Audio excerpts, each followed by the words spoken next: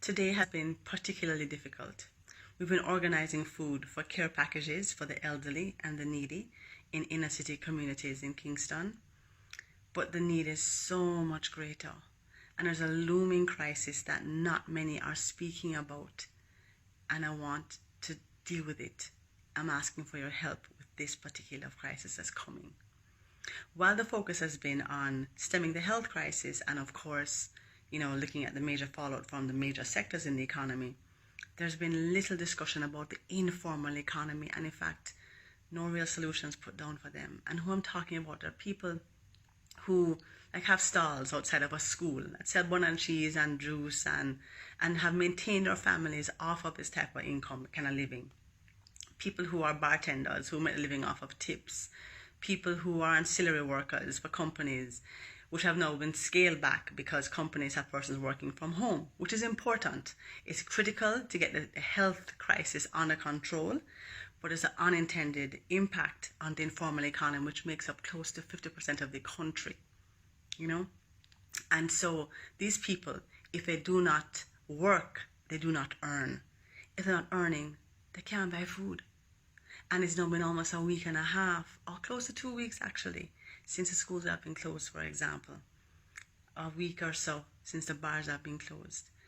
And so people are running out of their own resources to buy food. There's a food crisis looming. And an hungry man is an angry man. And we have to try and maintain some balance and have heart for people somehow. Because we're all in this together, right? So I'm asking you, as you stock up in your own cupboards and your pantry and those things, to go to foodforthepoor.ja.org and use a debit card, your credit card, and donate something to them so they can in fact buy food supplies from their partners to provide to communities all across Kingston that are in need and across the country, in fact, because the poverty is a challenge.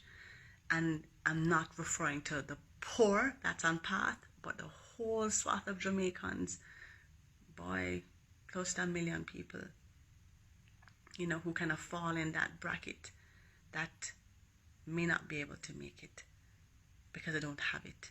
But they're honest, hardworking people who deserve the support. So please, go to foodforthepoor.ja.org and make a donation. We're also going to try and organize some drop-off centers for tin goods and so forth.